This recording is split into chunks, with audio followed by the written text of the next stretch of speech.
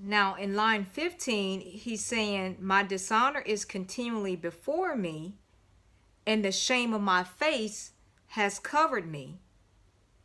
16, because of the voice of him who reproaches and reviles, because of the enemy and the avenger.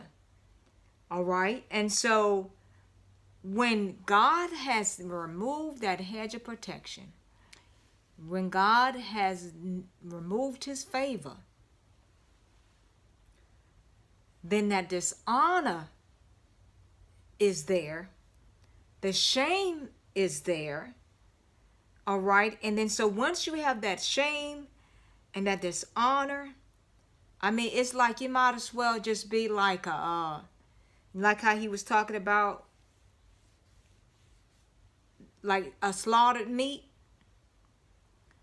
And so whenever a ravaged animal can smell fresh meat, that's when they go in for the attack. And the same way as an enemy. All right? You don't have any protection. I could smell, I smell fresh meat. And they're going for it. And that's just how the enemy is going to do. They're going to move in on the attack. And then it says, because of the voice of him who reproaches and reviles, because of the enemy and the avenger. All right, so they got him. And that's why, because of the enemy attacked, then that's why that it dishonor and that shame. Why? Because you have the God of the universe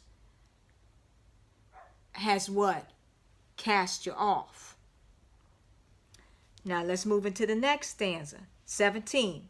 All this has come upon us, but we have not forgotten you, nor have we dealt falsely with your covenant.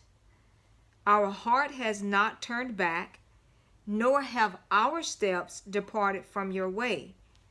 But you have severely broken us in the place of jackals, and covered us with the shadow of death. All right, so now they're saying, they're pleading their case, saying that all of this derision, all of this shame, all of this dishonor has come upon them, and they feel like it shouldn't have. Why? Because they haven't forgotten about God.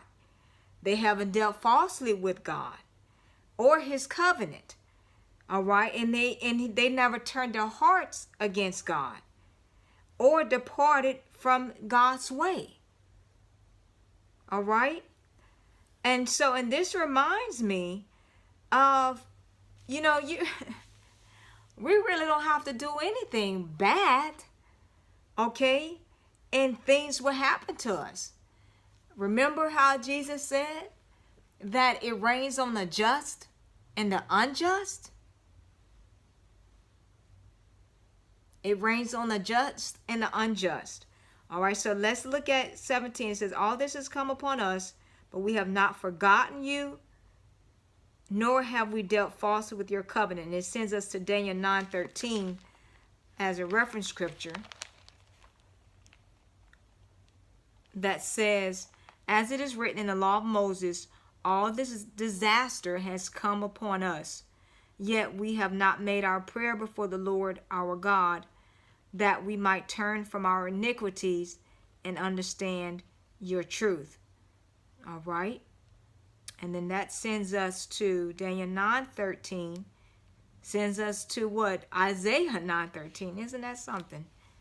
9:13 to in Daniel to 9:13 in Isaiah. That says, for the people do not turn to him who strikes them, nor do they seek the Lord of hosts. So he's saying that even though the Lord is striking, they still not turning to him. All right. So then they're saying that nor have we dealt falsely with your covenant. So with God's laws, they haven't dealt falsely with it. And then let's look at 18. Our heart has not turned back, nor have our steps departed from your way. All right, and so it sends us to Job 23:11. Job 23:11, that says, my foot has held fast to his steps. I have kept his way and not turned aside. And so in Job sends us to Psalm 17:15, that says,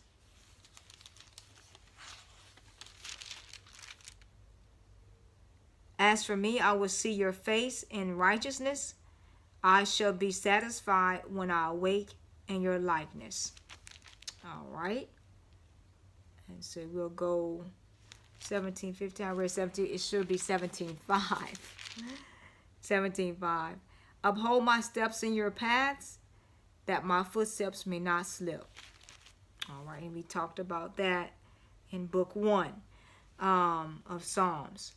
And so now it sends us to, let's go to 19. Well, 19 has a couple of reference scriptures. So we're going to go ahead and end here.